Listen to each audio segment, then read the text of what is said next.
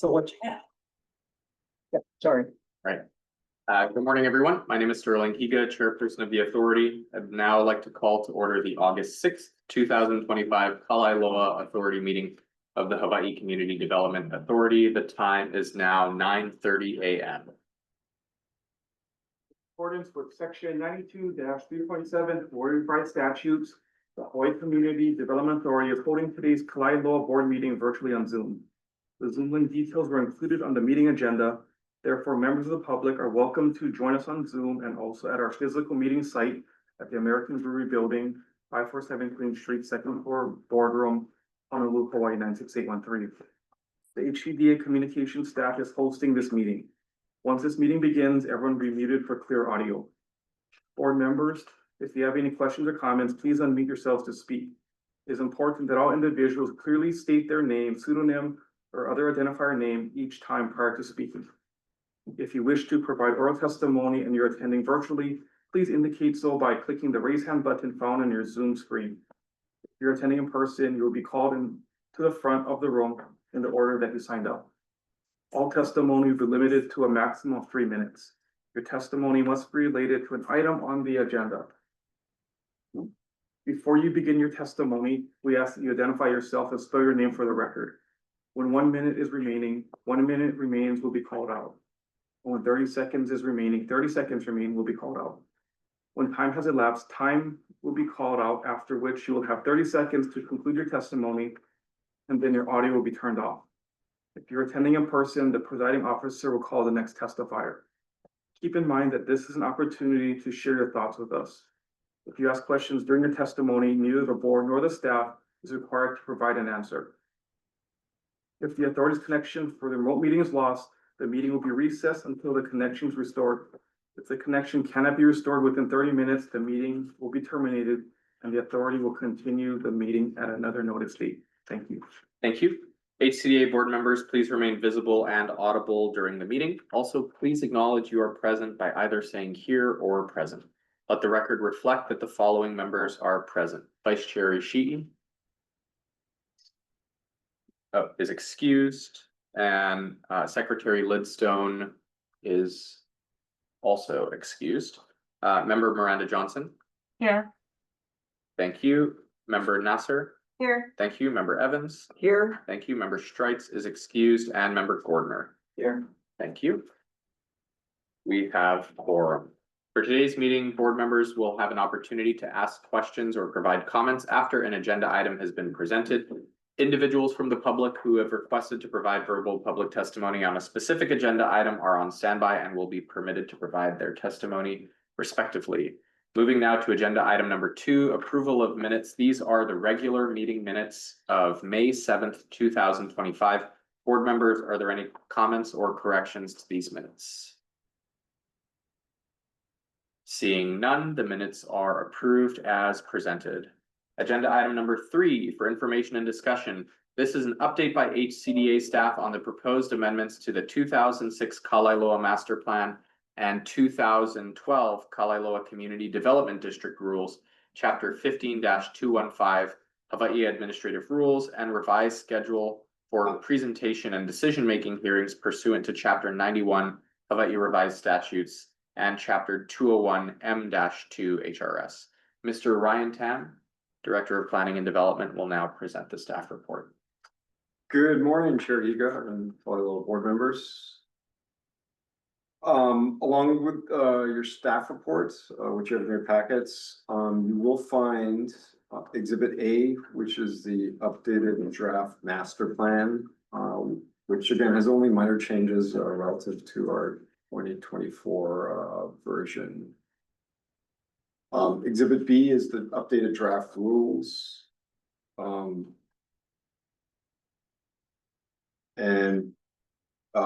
Which does have a number of changes since the July 2024 version.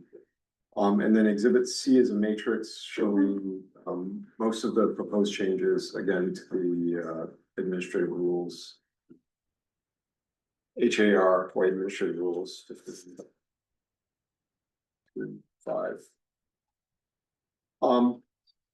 Again, since this process has been underway for a long time, again, since 2019, 2020, this informational item is primarily intended to provide some background or a refresher in advance of the full presentation hearing on the updates to the planning rules, which will be on September 3rd. And we'll present much more detail, full presentation. We will be accepting testimony and public input, I believe until September 17th. The decision-making hearing will be on November 5th, 2025. I did want to acknowledge all the current and former planning staff, again, that have been working on this, again, including Nancy Mishikawa, who's in the room with us. Brandon, Martin, Charlene, who recently left, as well as Keelan, and then of course all the other admin staff who've been waiting and putting it all together, putting our names. Timeline and Francine. So with that, just briefly, just want to go into the background. Again, as noted in the staff report, our consultant, Toby Galson Partners, prepared drafts of the updated master plan. They assisted staff with the analysis and initial updates to the rules. Their contract has ended, so kind of we're finishing this up kind of with in-house resources with our staff.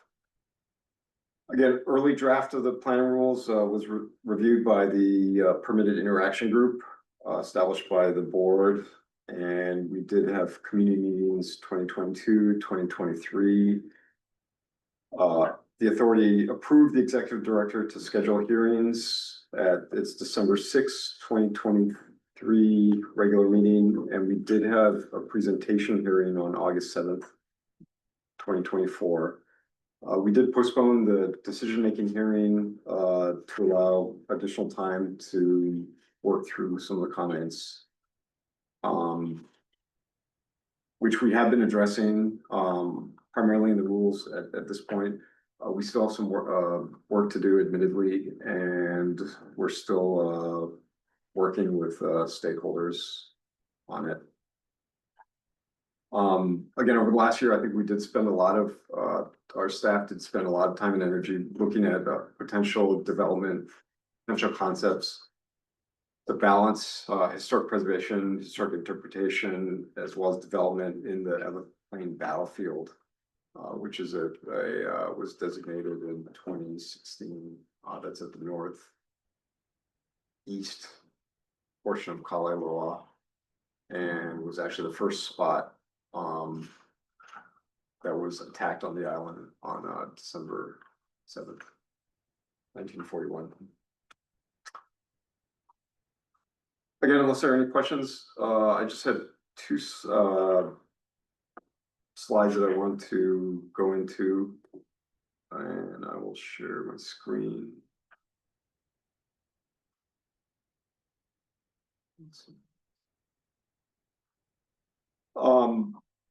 Again, first thing is kind of the regulating plan land use. You can find the printed copy of this in Exhibit B, Figure 2. So that's page 15, and I think it says 217, but it's page 116. So it's towards the end. In Kalaeloa, again, we use a transit-based zoning. So there's a new urbanism concept developed and furthered by architect planner Andres Duani. He's from Duani's player Zyberg.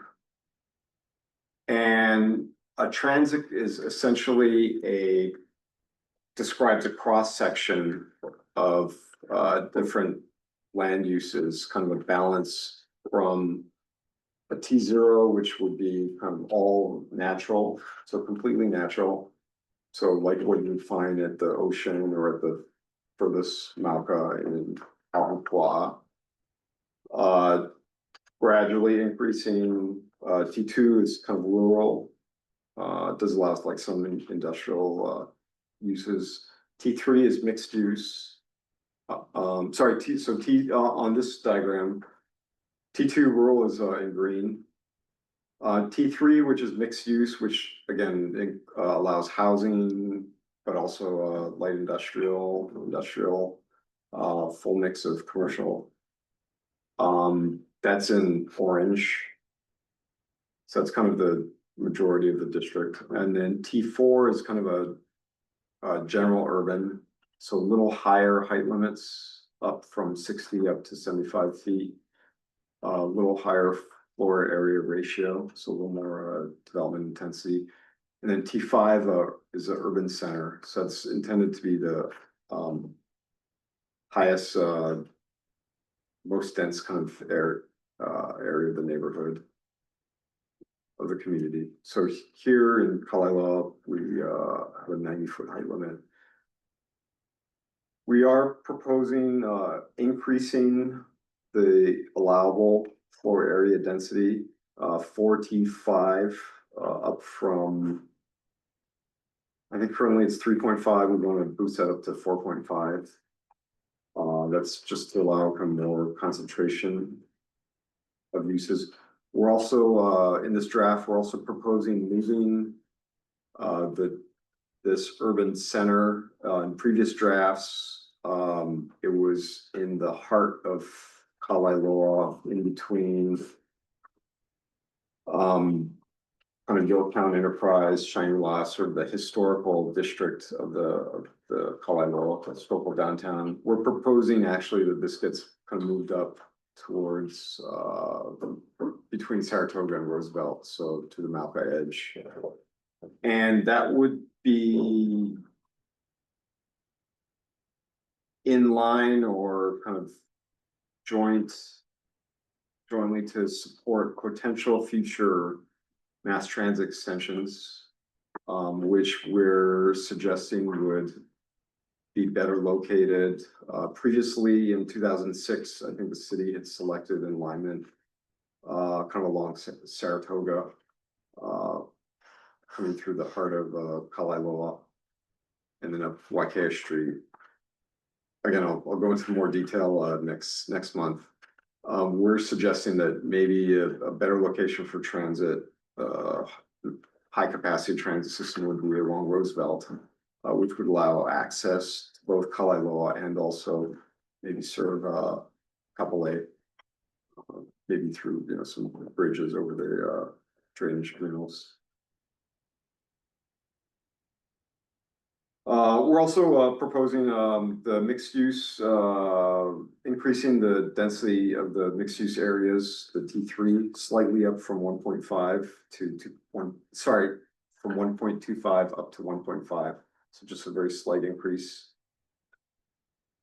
And then we've also got some other changes in terms of designating a border water supply parcel, which they're going to be using for a desalination plant down on the closer to the water, designating that as T3, which is more consistent with that type of industrial use. And then also some of the HCD lands, shifting that from T2 up to T3, which would allow a more kind of economic development to occur on those sites. Also, we've also, as we've had this proposed last year, also a lot of the Department of Hawaiian Homeland's parcels, as well as the military parcels and the airport, would all be designated as special districts. So those would be kind of outside of our land use permitting or zoning. So that would give them more flexibility on that, and also address the federal Senate supremacy. Just in general, we're for Kalaeloa, we're now kind of looking at aligning the rules more closely with the city's land use ordinance rather than Kaka'ako, which maybe was our philosophy last year. previously we were thinking that, just to get it all consistent, so that all of our districts are applied, consistently, but it now, in order to facilitate development in Kalaeloa, it seems like it's maybe we want to take advantage of, some of the city regulations, which developers are a lot more familiar with. So we've heard that that's kind of one of the issues. It works in Kakako, or it has worked in Kakako for a lot of these bigger developers. But for some of the smaller developers, and we think it could help promote development. Again, we're also trying to simplify, streamline our form-based zoning codes, and other permit simplifications. Again, we'll go into a lot more detail. In the master plan, the few changes that we were able to make prior to getting this out included additional discussion about historic resources, and again, an illustrative concept to preserve and interpret the Everplain battlefield, which is this dashed line in the upper right corner. So unless there are any questions on the land use plan changes, I'll move on to the thoroughfare plan. Chair. Before that, I just want to let the record reflect that Secretary Lidstone had arrived at 9:38 a.m. And then, Member Evans, you had a question? Yes, so are the changes that you've discussed those that are now listed very helpfully in Exhibit C? And you talked about moving on to something else. Is that reflected still in Exhibit C? The changes, so the thoroughfare plan, I think there may be some references in Exhibit C. Also, Exhibit C mainly refers to the updates to the administrative rules. Right. For the master plan, we can compile kind of a list of the changes to that. That's the 2024 draft. The drafts of the master plan that we have are vastly different than the 2006 adopted plan. So I don't think that was ever filed into a change document. We can put together a matrix if that's helpful. I'm just wondering where I find it. What we're doing. So the thoroughfare plan refers back to the master plan? No, sorry, the thoroughfare plan, it's in both, and both these things are in both. The thoroughfare plan, it's in the administrative rules. It's the next page, figure, I say figure 3. So page 117. So it's at the back of the, and scroll a few pages up. Not in B. In A? In A, it's Sorry, Exhibit B. It's also in A. yeah, there's a map in A on page 84. And then Okay, here. Great. Exhibit, but there's a bigger one in Exhibit B. Page 117. yeah, at the end of Exhibit B on page 117, there's a larger version of the same exhibit. Or same figure.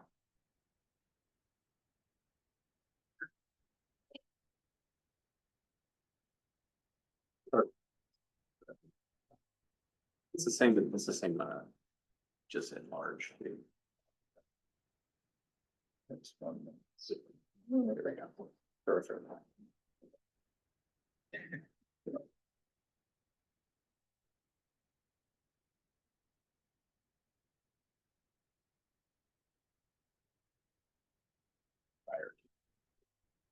That's right there. I'll wait until, Yeah. I'll hold questions Okay. until after, right? Okay, finish great, the all right. Presentation. The thoroughfare plan,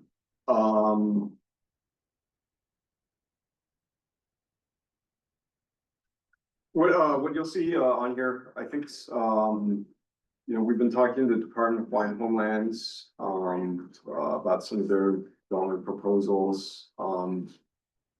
We, Thank you. That's correct.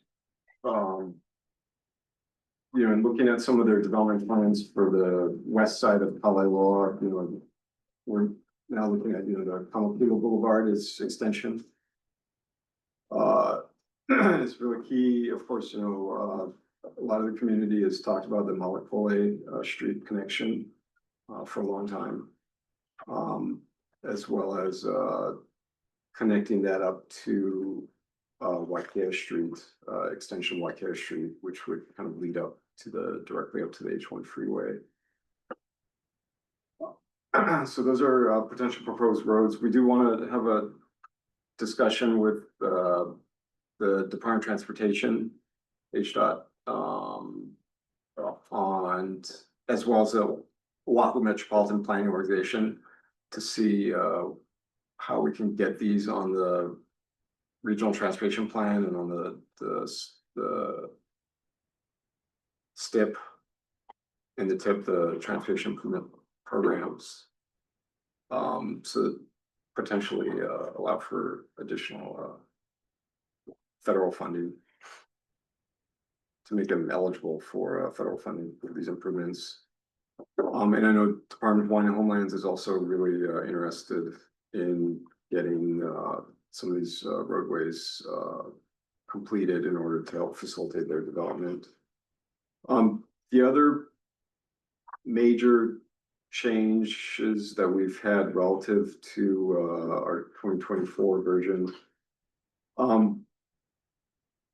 Again, we're now looking at making sure that if there's any Malcolm Mackay roadway on the east side of the district, that it does avoid and go around the Everplain battlefield, which in this map you can see is under this dashed brown outline. So with that, we're looking at maybe extending Corregidor Street and connecting that to potential right of way along the in between the Department of Parks and Recreation and the DHHL parcels. I think we also want to explore, it's not on plan, but we still want to explore kind of connecting Waiaka'i Parkway up between Roosevelt up to the shopping mall and Kapolei Parkway. Again, that does involve the Hawaiian Railway Society, but there may be some ideas and some potential ways where we can look at addressing that. And then lastly, a lot of the EVA residents that we've heard from the EVA neighborhood board that, you know, again, a connection from EVA Beach to White Plains and into Kalaeloa directly is something that's desired. And so maybe trying to get a connection at Triple E Street into the Conseco property. And so we're also have been in discussions with Conseco on that. So that's forthcoming. Lastly, just briefly, the infrastructure master plan. Again, Nancy's been spearheading that with our consultants on Towel. We did have a meeting with landowners at the end of May, and we're still in discussions with landowners to kind of identify their future potential development and associated infrastructure needs. And we've provided the landowners our estimates of their future development, and they're in the process of confirming that. And we're working with Kalaeloa Water Company, which is also doing their own water and wastewater master plan. And they're also incorporating our projections. So we're trying to bring this all together. But again, the infrastructure master plan, that's a separate document should be done at the end of the year. So, subject to your questions, again, this is just introduction, and we'll have much more detail in September. And we're also willing, in the interim, if you have questions or want to discuss it more, certainly willing to sit down and go through it, and we're open to input ideas. Thank you, Mr. Rantan. Members, comments or questions? I'm going to go to Secretary Lidstone first, and then we'll go to Member Evans. Mahalo. I have a question. What role does emergency management play in these plans, especially with the proposed increase in density and the ability to evacuate Kalaeloa should there be a tsunami or wildfire? I would say that we can look at that certainly in more detail. I think the main offhand, I would say the main focus is kind of on making sure that the thoroughfare plan and there's roadway capacity is appropriate there, and that's, you know, the city's also going to and state is going to make us, you know, certainly look at that. But just trying to make sure that we have the right road network, and certainly increasing access, getting additional access points into and out of the district is one of our big priorities. Yeah, I guess so. My question is, so the improvements in the thoroughfares would occur before any sort of higher density would be enacted, so that there's safer, I guess, or more abilities to get out and get in of Kalaeloa. That would, is there like a process, this happens first and this happens? Because I've seen in, you know, development within Kapolei, many times things are developments are built and the capacity, the density is increased before the infrastructure of roads, so that's safe for those who move in. Just the safety component of the steps, I guess, is a question, and what role that plays in the plans.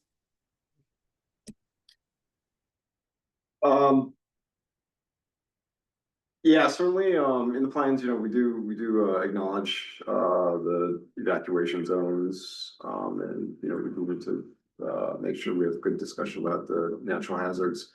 You know, before developments are approved, there's a whole kind of agency review process, which includes at the city level, you know, Department of Transportation Services, Department of Planning and Permitting. So there's a lot of agency review for projects to ensure that there's enough capacity. Fire department reviews. To Secretary Lidstone's Yeah. question, though, I think the reviews for like traffic impacts and road capacity are typically conducted on a project by project basis. Yeah. Rather than doing full infrastructure build outs district by district and then having it. So I think I'm noting a concern there, that some of this infrastructure, like the Malakole extension, may be really important for this district before there is increased residents moving in.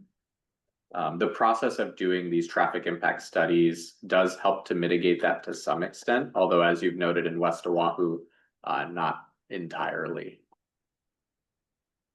Yes. You know, it took, you know, on the tsunami evacuation day, it took an hour to get out of Kalaeloa. That's my concern.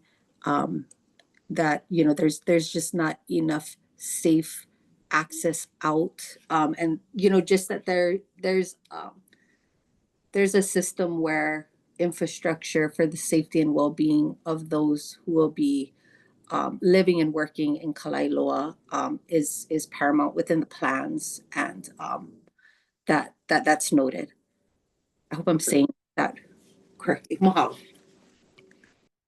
Yeah, thank you for that. We can look to see how we can.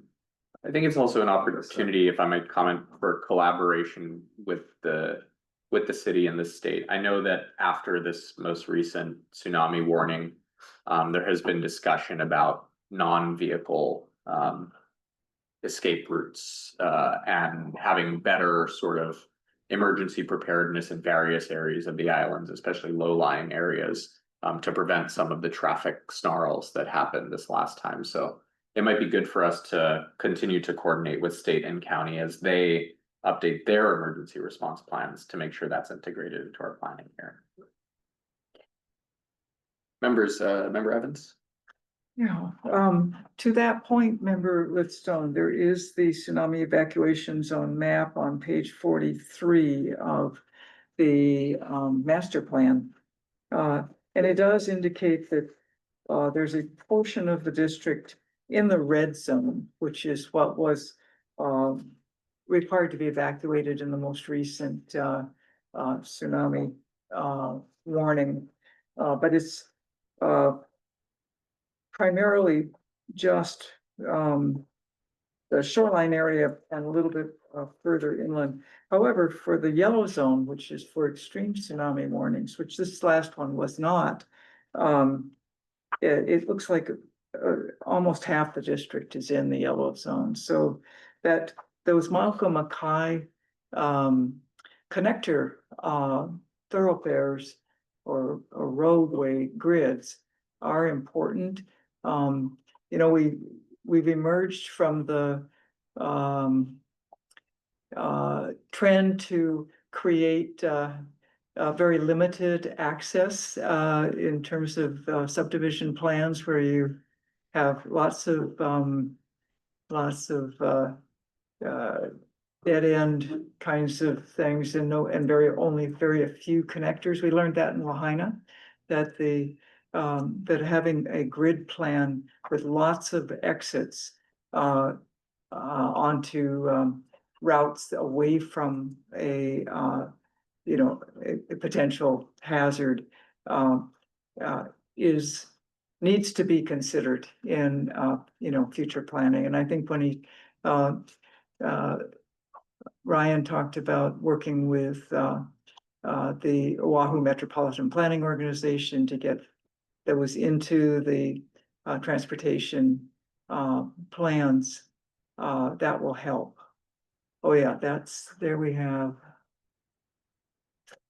the topography one, which shows the elevations, the yellow being 0 to 10 feet, which is similar to the red zone for tsunami evacuations. So I just have other questions. Please, Member Evans, continue. In Exhibit C, which I thought was very helpful. Where'd it go?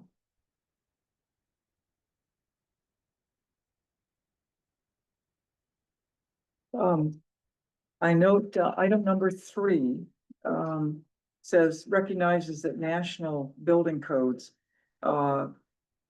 will take precedent over Kalaeloa rules.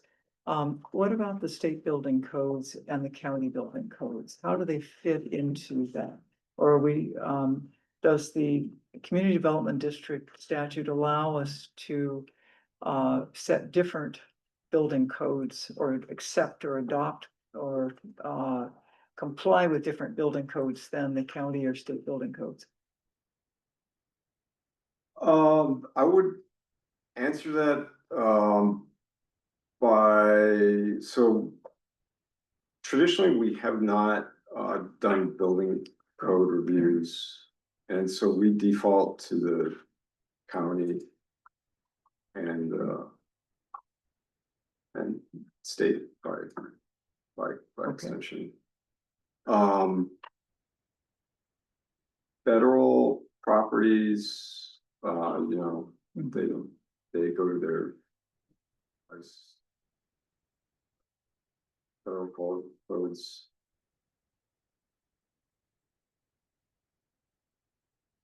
Okay. The reason I raised that is that, there's, considerable discussion about whether the county building codes have been updated to include resiliency, and climate adaptations, which are expensive, and therefore there's a lot of, concern about that. And, so if we're defaulting to the county building codes, we may be missing an opportunity to include some climate adaptation requirements, but there's a balance there because, those can be expensive. Yep, I remember one of the developers was telling us about how, they have to have a safe room in Oh, their, which building code were they? I'm offhand, I'm not exactly sure, but yeah, they, Yeah. it needs to be protected and just their hurricane Okay. glass. Okay, There's a lot of costs. I also will say, when we, launch, our climate resiliency and sustainability, and climate change, study, which we're planning to do later on, this year, early next year. Then that's also an opportunity for us to kind of okay, look at that question. yeah, thank you. Number 5, align roadway definitions with city and county of Honolulu standards.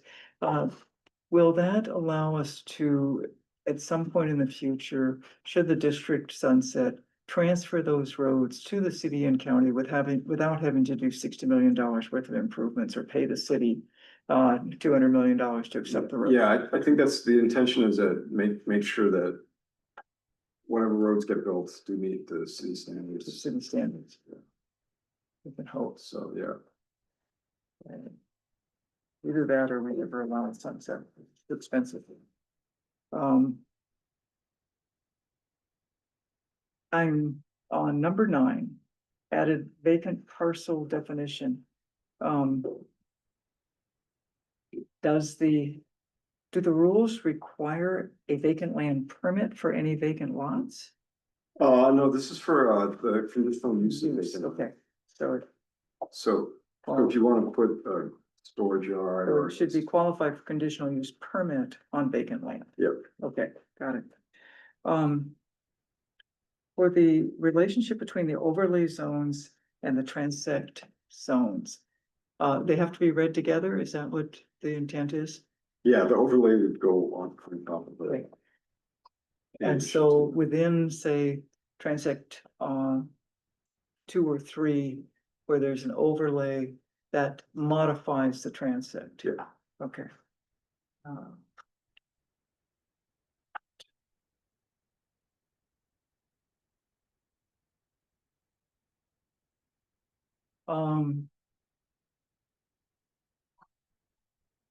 What in the world is 37?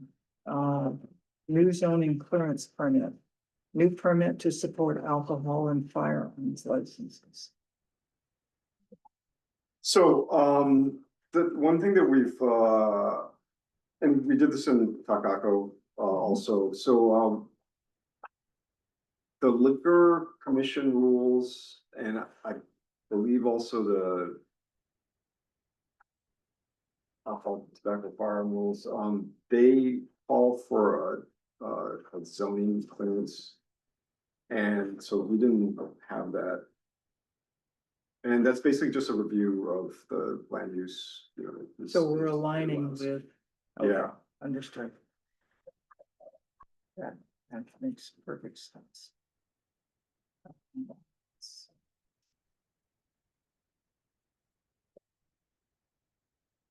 Oh, thank you, Chair. Great, thank you, Yeah. Member Evans. Yeah. Members, any other comments or questions? Member Gordner.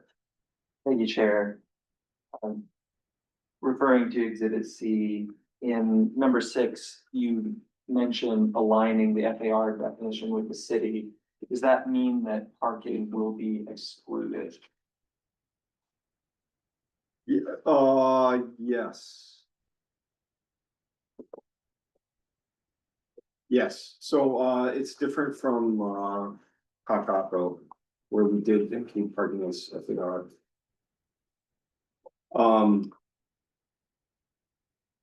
Currently, so in Kakaako and what's been happening in Kalaeloa is the developers, they actually have to create like two separate floor area calculation plans, so they'll submit one set of plans to the city, and then they'll color it differently for us, for our calculations. And so it's one thing, you know, when you're doing a large high-rise condo development, but I think we were thinking in Kalaeloa, if they don't have to do those two separate plans, you know, it could help make it easier.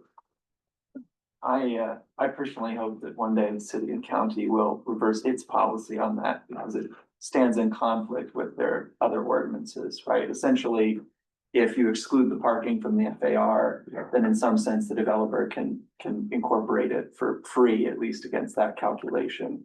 And so I understand the sort of administrative burden of doing those two calculations, but I also worry that if we adopt the city's current description or definition, then we may run into conflict with number 29, the policy goals behind removing the off-street parking requirements, right? We sort of put ourselves in the same bind as the city is in between those two ordinances. Yeah, I mean, the parking, I mean, that's. I mean, that's I mean, we hadn't talked about it, about doing it for Kalaeloa.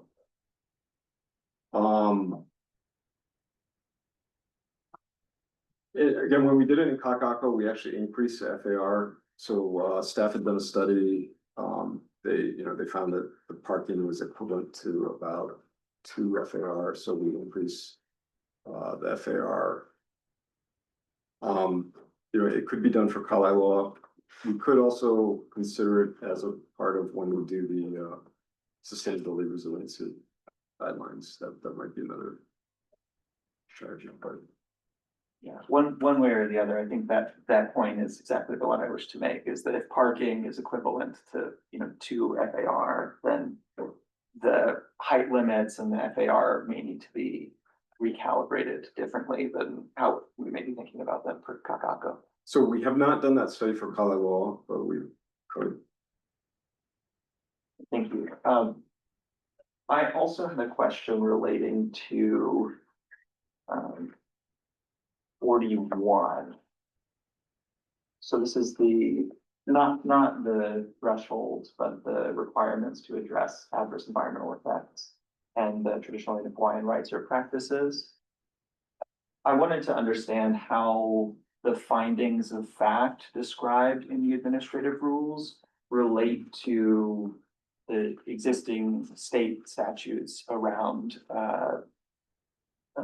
343, right, the environmental review, high analysis for the Native Hawaiians. I mean, I agree that these things are important, but since we're thinking about administrative burden, I was curious if existing reviews through the state or through the city would satisfy these findings of fact in Rule 78.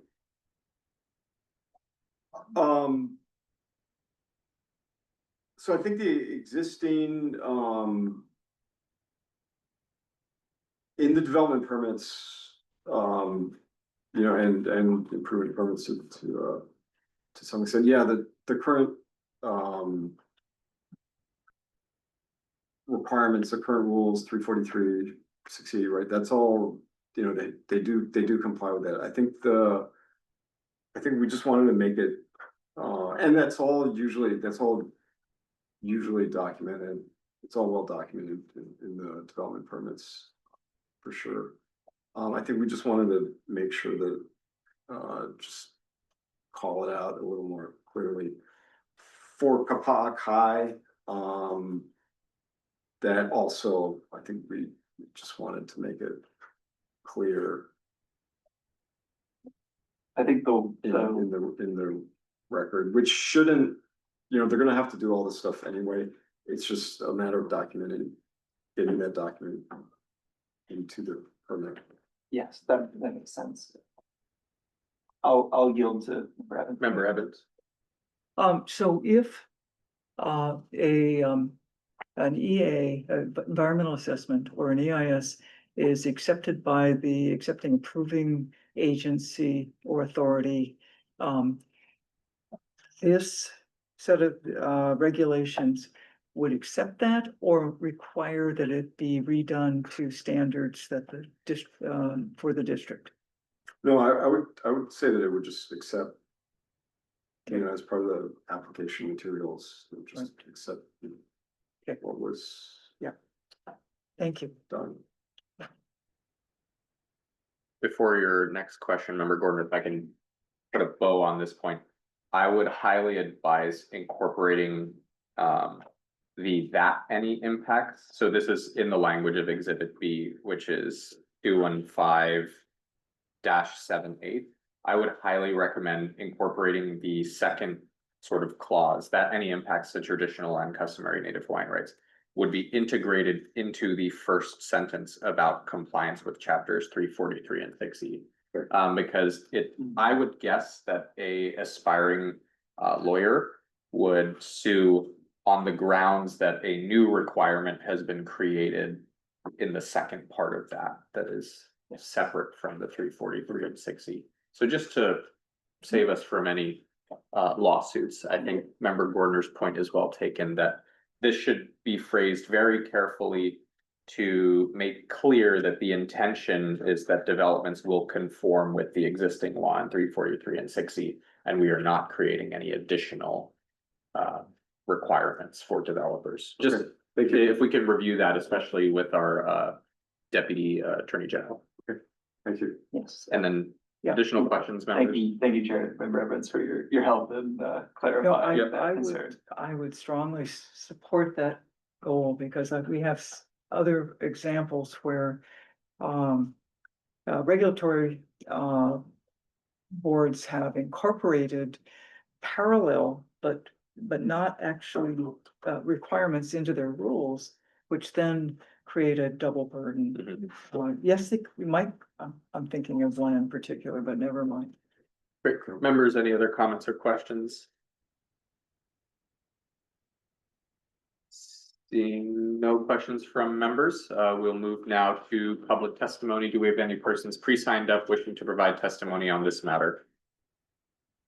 None pre-signed up. Do we have any persons present or online wishing to provide testimony on this matter? Seeing none, this was for information purposes only, so members, any questions or comments? Okay, we'll move now to agenda item number 4, the report of the executive director, the monthly report and other status reports, including approved permit applications that did not require HRS 206E-5.6 public hearings. Mr. Garrett Sasaki, Chief Financial Officer, will now present the executive director's monthly report on behalf of Director Pregnant. Thank you, Chair. We'll stand on the report included in the packet. A big component was the infrastructure study that Brian talked about. Great. Members, any comments or questions? Seeing none, we'll open public testimony. Do we have any persons pre-signed up to provide testimony? Any present or online who wish to provide testimony? Seeing none, we will close public testimony. Thank you, members, for your questions and your careful consideration. Appreciate all of your time. We'll move now to adjourn the meeting. So thank you to those who joined us on Zoom or in person. That concludes our business for today. The meeting is adjourned and the time is now 10:19 a.m.